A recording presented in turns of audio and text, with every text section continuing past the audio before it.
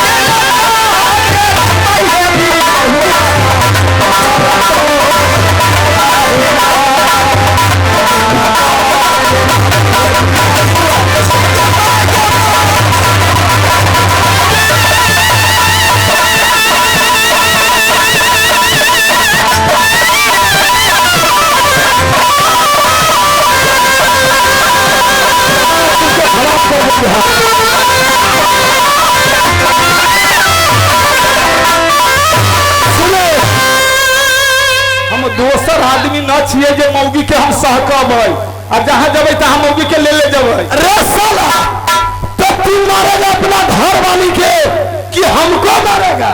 लाठी चलै छै तो लाठी दूरी से उठै छै जहां हट के न केना रहै छी ओकरा लाठी उठावे के लाठी के उठाबै छै केना क केना उठाते त केना उठाते लाठी नम्मा से न उठतै। गे दीदी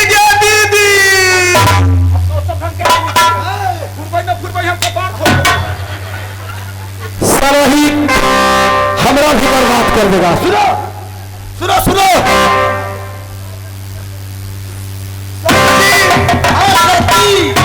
अब कहाँ के जा रहे हैं?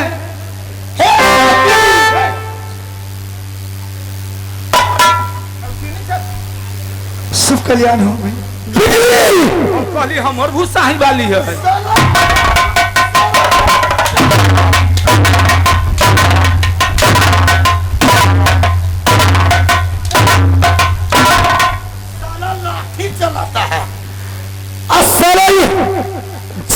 तुम घर कौन है?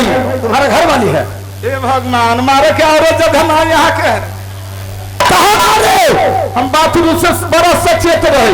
किस लिए बोलो?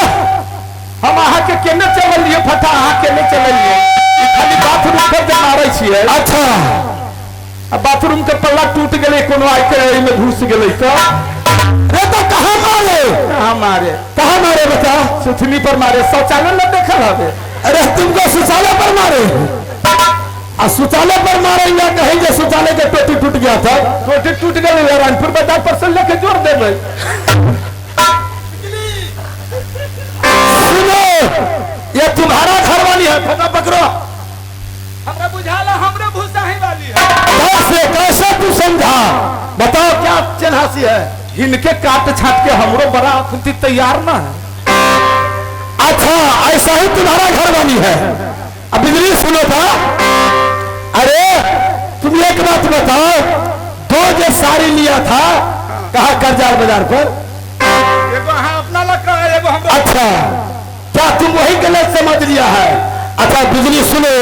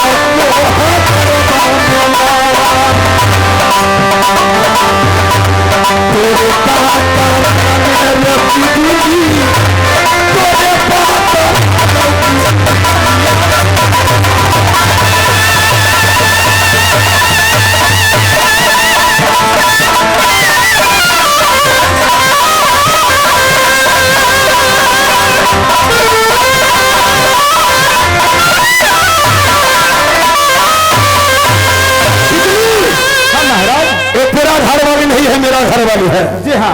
हेलो, ये कैसे चल गई? तुम खबर कहाँ है? ना महाराज स्वामी जी कहे हैं, पतिव्रत औरत जो होती है, अच्छा पतिव्रत औरत होती है तो पति को बारे में 6 महीना आगे 6 महीना पाँचों के बाद जानती है। अच्छा क्या सती नारी है? एकाध गो सती नारी जो होती है, अच्छा पति के गर्भरोनक बेटा पदवक पोता कह के जो पुकार, अच्छा बैकुंठ में बास हो, अच्छा सती नारी के स्वर्ग में बास हो। एक ऐसा नारी है अपना पति को कत्ल करवा देते हैं, है ना? तो हम हाँ हाँ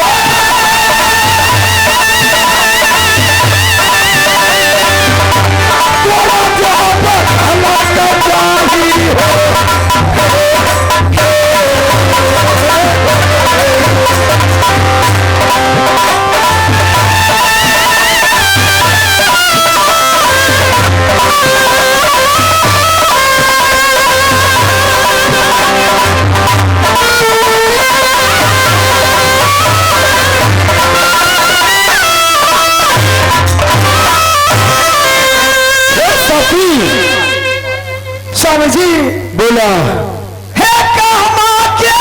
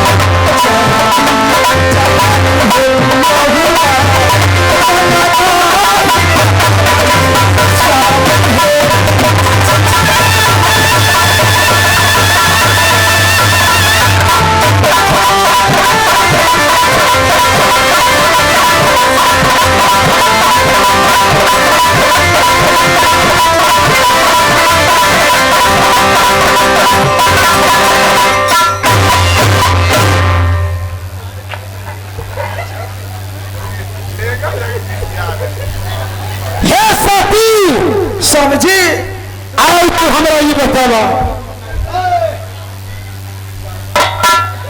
अरे तुम खिचड़ी खा लिया है तो पागल तो हो गया है। हम बेरगू आदमी छी। अच्छा मलकिनी यहाँ के एना कल ना बता हमरा बुझावा जा रहे वहाँ के ठोट पोख रही है। हाँ हम कल हम पकड़ा जा मार खाब ओए भगनी तो चच्चे भेंट हो गई ए हुरला न कब हुरैया न भुरैया केतली में मुंह लगावैत रहल। चलो बैठो। बिजली स्वामी जी तुमने कहा है आप कहाँ की यात्रा कर रहे हैं? हे सती सबसे पहले तू ही बतावा तेरा खबर के कहल को है? स्वामी जी खबर बिजली जी जाके कहे हैं। क्या बिजली? बिजली कहा है हम कहली जे आयु लसेरे हमहू बजा हम दोना करा के लिए कहलिए नरिया बिलोस जाते थे जोरिया आते तो चल चलब। अरे गबना करा के कल आए, हाथ के कंगन नहीं टूटा है, तुमको भी नहीं कंगन टूटा है, तो कंगन नहीं टूटा तो क्या हो गया? चलो देश भवन से आएंगे तो तुम खबर काहे कह दिया? को मना लिया जाए, मलकिनी अगर कह देगी तो चलने के लिए तैयार है। ठीक है साइड में खड़ा रखा है।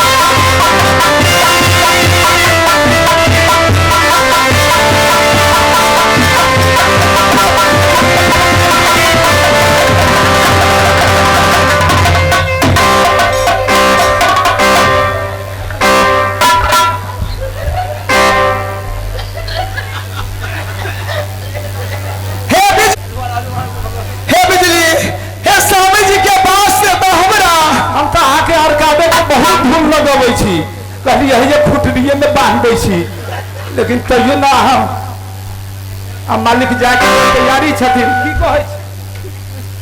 ए लीजिए श्रीमान, वो पिंडा राजी ब्रांडी निवासी, इसलिए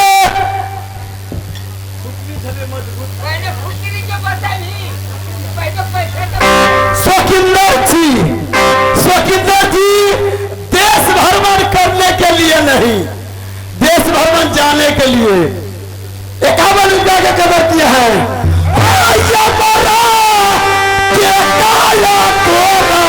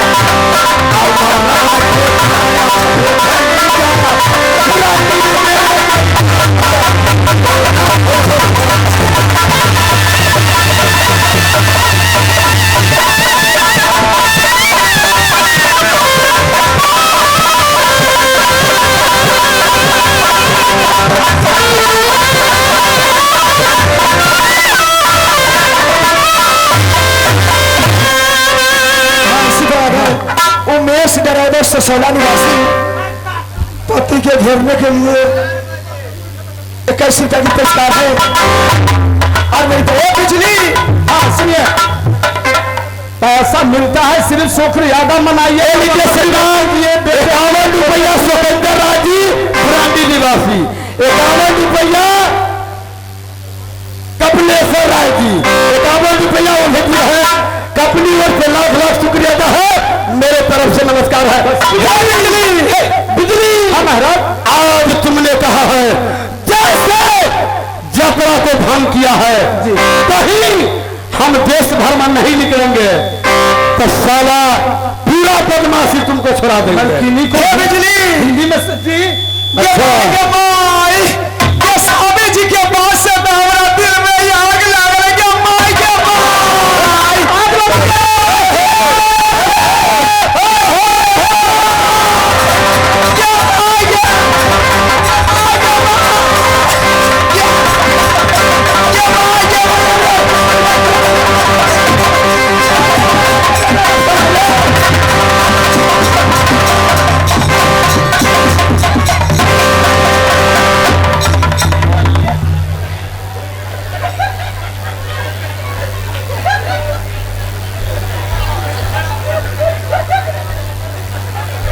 बिजली, रे तुम क्या कर दिया? आग लागल हो बाबू।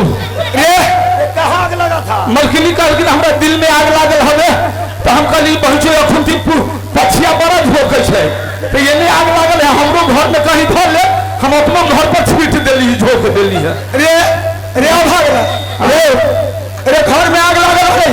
हाँ ये माई कि स्वामी जी के पास से हमरा दिल में आग लागल रहले। ओहो, ते ना डेरा देली है जे हमर जीवे उड़ गेल है सनाक सानी।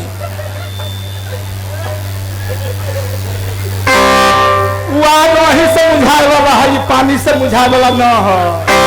अरे तुम तो सारा गलती करते हो।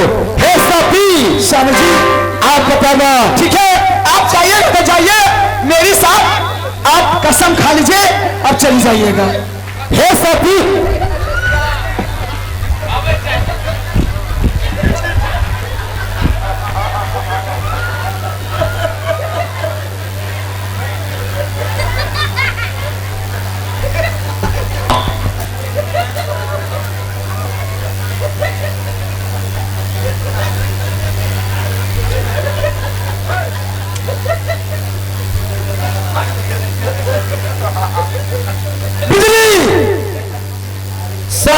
बदमाशी तुमको है, सब बदमाशी तुमको है। अब कहा जाए मलकिनी को? हे सती सुना, जब तोहर सती हम दिए हुआ छियो, तू हमर सती नारी था, ठीक है? जतरा हम कह दिले छियो, जतरा में तू भंग न करा।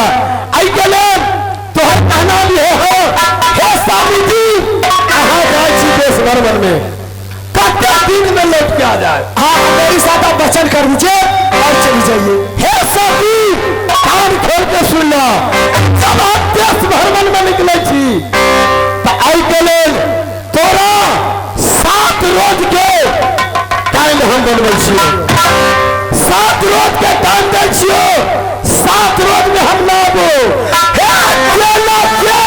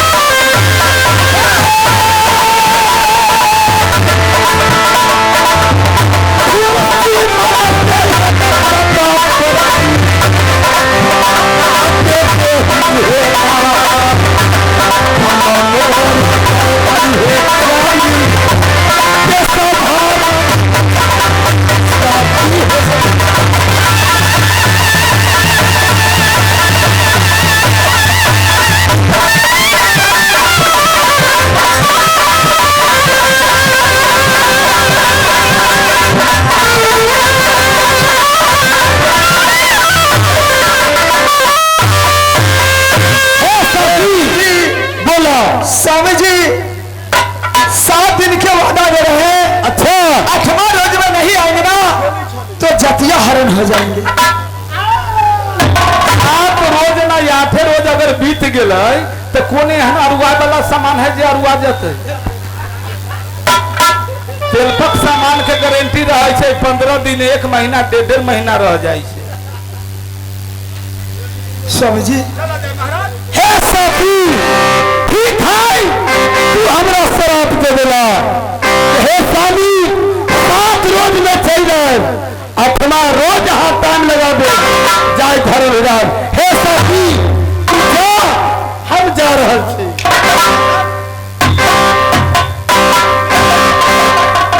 भीतर काम जे आम चलो चला जाए। चलो।